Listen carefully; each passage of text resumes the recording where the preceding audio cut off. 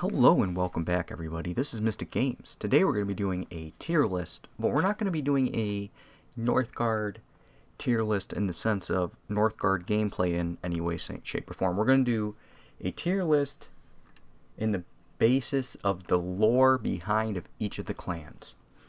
So I'm going to go over each of the clans and a little bit of their lore based on the animal that they are portrayed by. Like the stag is portrayed by Eikthenir, the stag that is part of the heavens, and I will kind of go over each of the lore behind the clans and then rate them based on where they fit with the actual lore. Some of the clans are great and their animals make sense, and some of the clans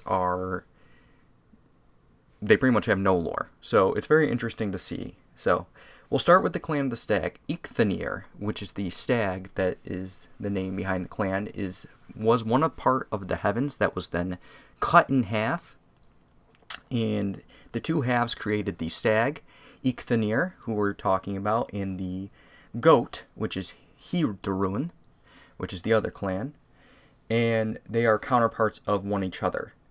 They both now stand on the top of Valhalla, and the stag eats from the branches of the tree, and he provides water to all of the 9 realms, which is therefore providing life to everything.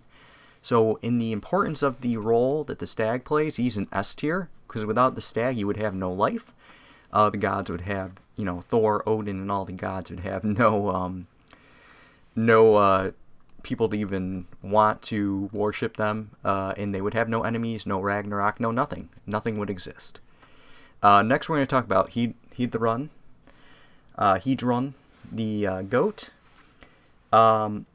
This was the other part of the heavens that was cut in half that we just talked about. He also eats from the tree and produces mead, the world tree that is Yggdrasil, and produces mead. The mead is given to the fallen soldiers in the afterlife and helps keeping them ready and sustained for the battle of Ragnarok to come. Also, very cool lore. I'm actually going to put it in S tier because it's awesome lore. I mean, it essentially is the mead, gives the dead warriors their mead so that when Ragnarok comes that they are ready to do battle with the gods such as Odin, Thor, Tyr, and etc., etc. Pretty awesome lore. It goes along with the boar, which they actually didn't use the boar that is the food half of the thing. Essentially, there's a boar that gets eaten by the warriors as well, and then gets revived and then eaten again. That's not what the clan of the boar used as their animal, though. It was the animal, but not the actual boar from their myth. Next, we'll talk about the wolf, Fenrir. He's a key player in Ragnarok. He is one that will actually destroy Odin, and he takes Tyr's hand before he's imprisoned. He was also mentioned that he would devour the sun during Ragnarok. He's a child of Loki as well. We're going to put him in A tier. He does eliminate Odin from the battle. That is his purpose in Ragnarok. Pretty awesome. He also takes Tyr's hand before they are able to contain him before Ragnarok even begins. So, pretty cool creature. The ravens are actually a depiction of Hugin and Munin. They're also seen in the game Valheim. Valheim's a great game if you guys are looking for something to kind of RPG and run around the world, as you can also play with friends on. It's very cool. Along with Northgard, Norse-based games, pretty awesome games. That being said, the 2 ravens are the messengers and scouts for Odin. Odin would send them out to scout out the battlefield and bring back information. They were known to be his eyes.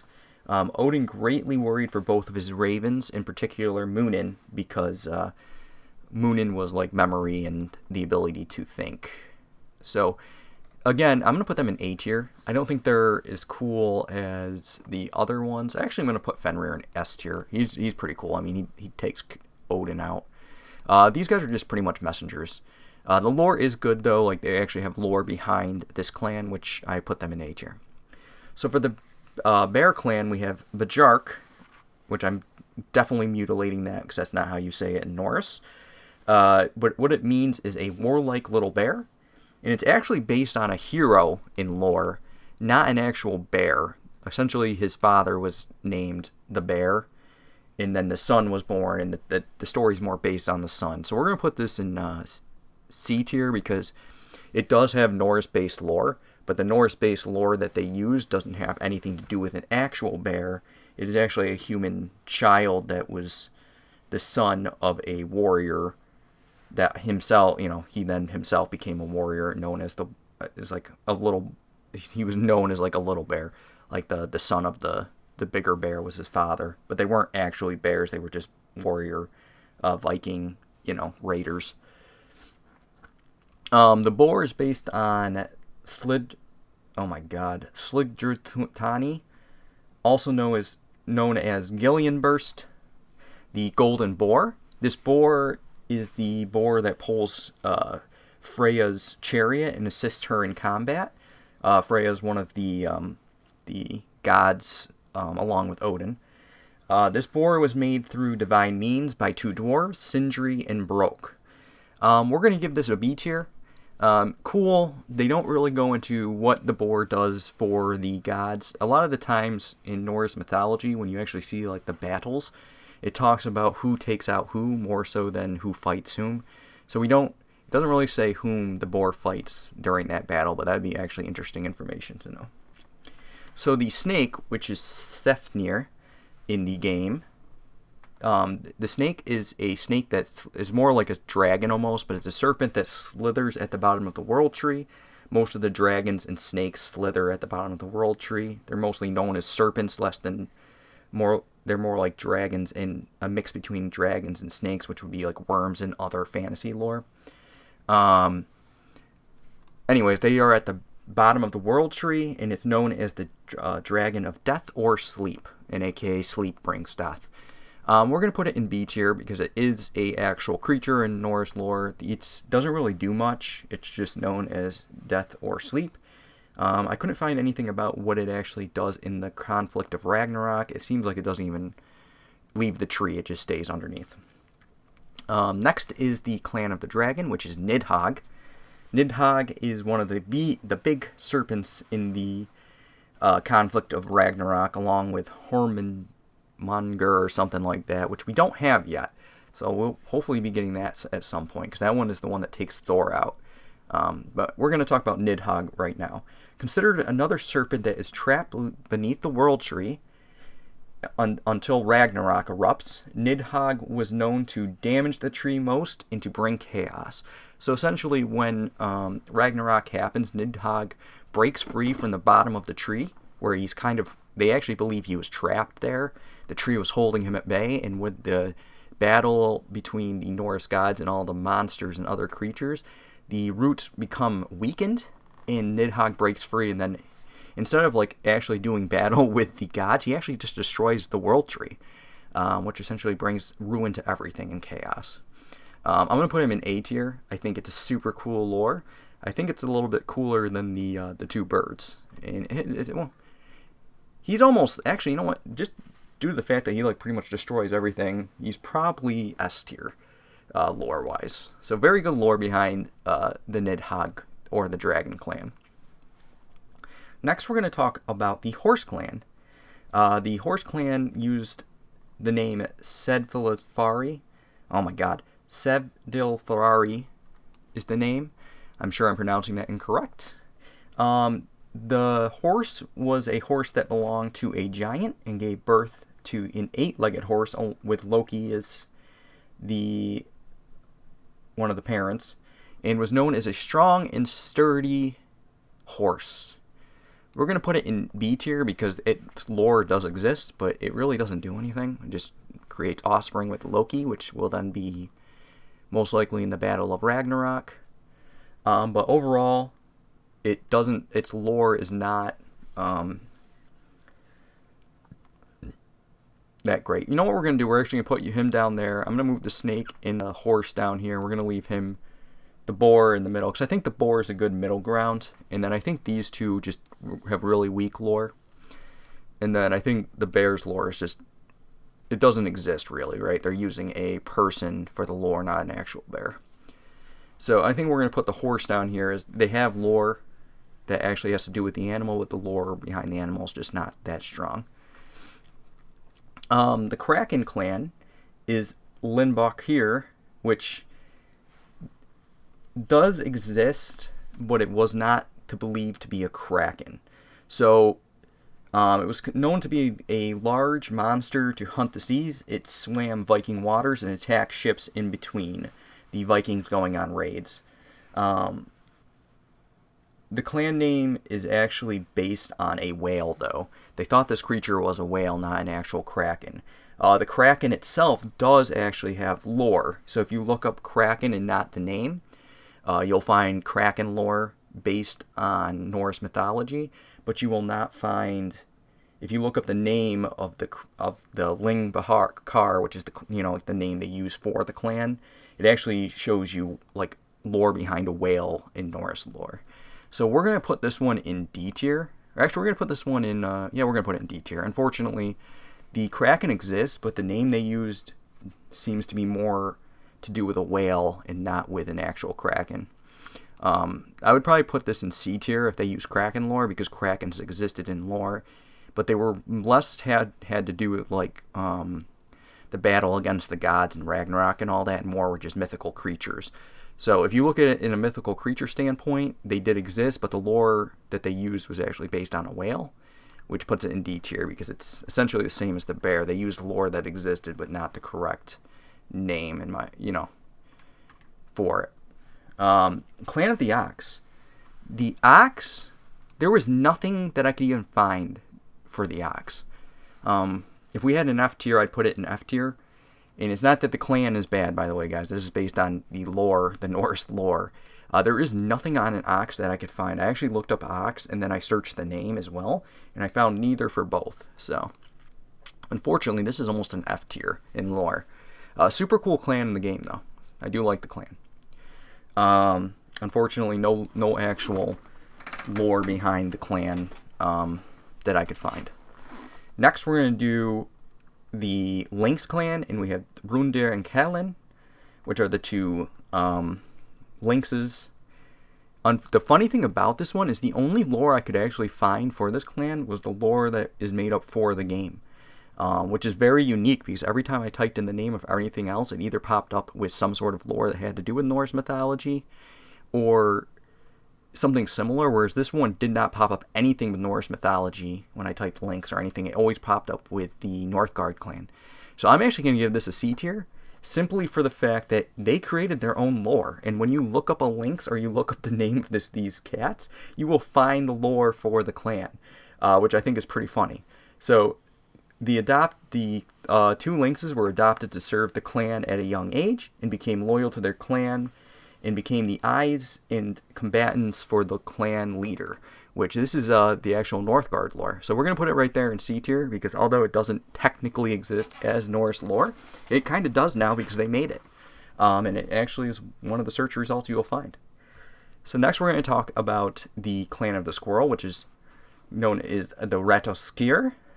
This creature carried messages between the gods, and it also carried messages between the eagle at the top of the world tree and the serpents at the base. And we're actually going to put this in probably B tier because it did something, and that's all it really has to do. But it at least is doing something. Unlike the other two, that are kind of creatures that are in the lore. This one was a creature in the lore that actually had a job. So nothing really crazy there. But it did have lore. Lore that, it had a job in the lore. For the Rat Clan, there was unfortunately absolutely no lore as well. Similar to the Ox Clan, there wasn't really any lore that had to do with the name nor the animal. Because I looked up both. If I couldn't find what the clan's name was, I would then go and look for the actual animal and see what lore they had, and there wasn't anything on rats, unfortunately. For the Clan of the Eagle, we have Hirosvleg, which is actually a really cool one. So the lore behind Hirosvleg is that he was actually a giant that would transform into a giant eagle and then essentially fly around and land on the top of the world tree and would flap its wings and create the airflow and the wind of the worlds, essentially. We're going to put this one in A tier just because it's awesome to think of a giant, like, humanoid type eagle looking creature that, you know, flew up on the world tree and just flapped its wings and created a giant gust of winds and the wind patterns for the worlds. I think it's a very unique and cool thing. Next, we're going to talk about the Lion Clan. The Lion Clan did not have any Norse-related lore, essentially. But the name of the clan is actually an actual kingdom in European lore or history. And it has European-related lore. And because this is a European or a kingdom clan, which is essentially supposed to be like the European clans, we're going to put it in C tier because, yes, it has lore. The lore has to do with what the clan is based around, which is the European kingdoms, but it is not Norse lore. Cool that they actually use something that exists in Europeans kind of lore, but it is not Norse lore. So we're going to give it a solid C. It does exist, though, in the sense of the other four below did not.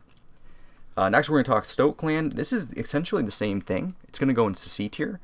It does not have any like Norse lore, but it does have European lore, which makes sense because it's a kingdom clan, and therefore it does have lore that goes along with the clan, but it is based on European lore, not Norse lore. Still cool, though, as they are kingdom clans. It makes sense. We're now going to move on to the Owl. The Owl clan is Vordur, which has meanings with winter, wisdom, hunting, and keen eyesight. They think it had to do with the goddess of wisdom. I can't think of the goddess's wisdom's name right now. I did not write it down. But we're going to put it in B tier because the owl did exist in Norse lore. And it had a big attachment to wisdom, which is generally, owls are known for wisdom throughout a lot of different like civilizations, which is very interesting to me. Next, we're going to talk Clan of the Hound, which is Garm. Garm is a creature that guarded Hela's gates, essentially the gates of the dead, and was involved in Ragnarok. He ends up fighting Tyr, and they both end up eliminating each other in combat. Very awesome, very cool. Had a job and did something in Ragnarok's lore. He's going to go up to S tier. Last but not least, we're going to talk Clan of the Turtle, which is our newest clan. If you guys are looking for a tier list, look for my name, Mystic Games, and on Tier Maker you will find me, and it will say, you know, this is a turtle tier list, because a lot of times it's hard to find the actual tier list with all the clans on it. So I do have one. It's for community use. I just want to mention that as I'm finishing up my tier list here. So if you guys want to use it, be free to do so. You know, give me a shout out if you want. I always appreciate it. But Half Goofa is the turtle clan. So Half Goofa was a giant sea creature that would lay in wait and then would open its mouth and consume fish in boats. There was also said to have a giant island on its back. They think now that, like, realistically, that this was actually a giant whale that would come up to the top of the water, open its mouth to suck fish in, and then eat them. There's also a lot of different mythology that has to do with turtles being like the world turtles or the world tortoises that would carry like the world on its back. Native American mythology has something like that as well. But Half Goofa does exist. Technically, Half Goofa was probably a whale and not a turtle. But Half Goofa was seen to have a giant island on its back, which would fit with a turtle theming. And we're going to put it in B tier because of that.